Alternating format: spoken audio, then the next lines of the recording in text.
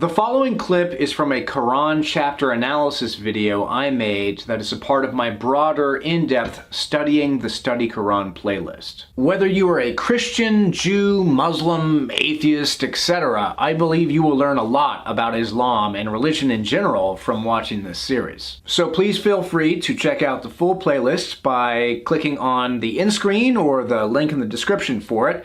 Or if you're just interested in seeing the video that this clip was taken from, I'll provide a link and an end screen for it as well. But without further ado, here is the clip you actually wanted to watch when you clicked on my face. Enjoy. The next verse I would like to read and discuss in chapter 8 of the Quran is verse 25, and I would also like to read the footnote associated with verse 25 right after reading verse 25. So let's go ahead and read verse 25. And be mindful of a trial that will not befall only those among you who do wrong, and know that God is severe in retribution. And now for the footnote. Trial renders fitna, a word that can also mean temptation, sedition, or strife.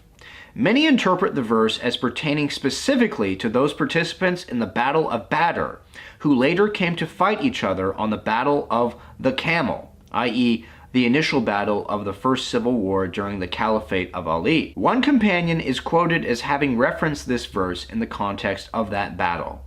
I did not know what was meant by that verse until today. Al-Qurtubi mentions a hadith that sets forth the parable of a ship with some people above deck and others below.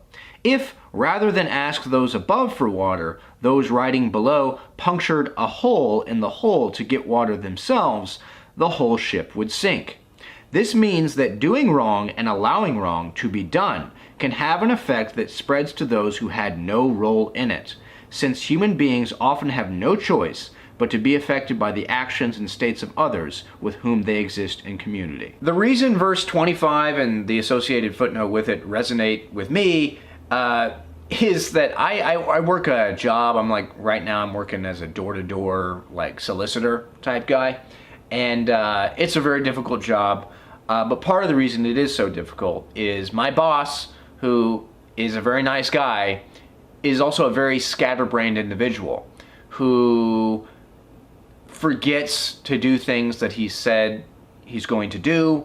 He makes a lot of mistakes. He kind of sets us employees up sometimes for either failure or for a very difficult day.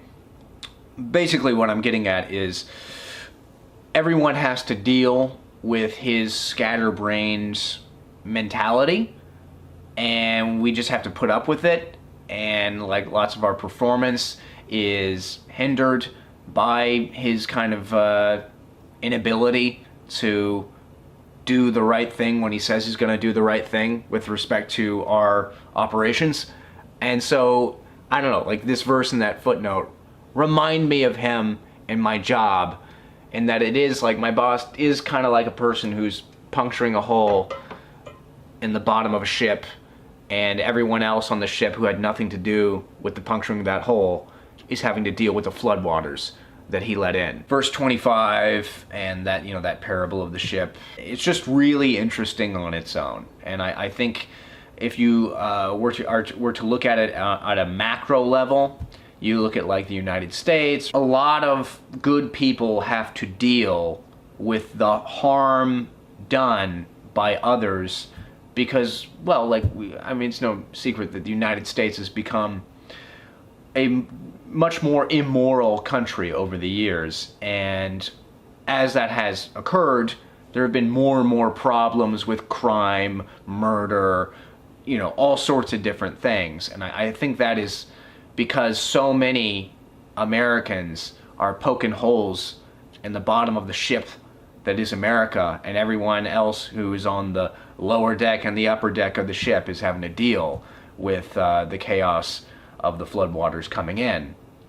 That that comes in when a country becomes immoral. Moral people get harmed by the immoral actions of immoral people, even though they may not even know those immoral people.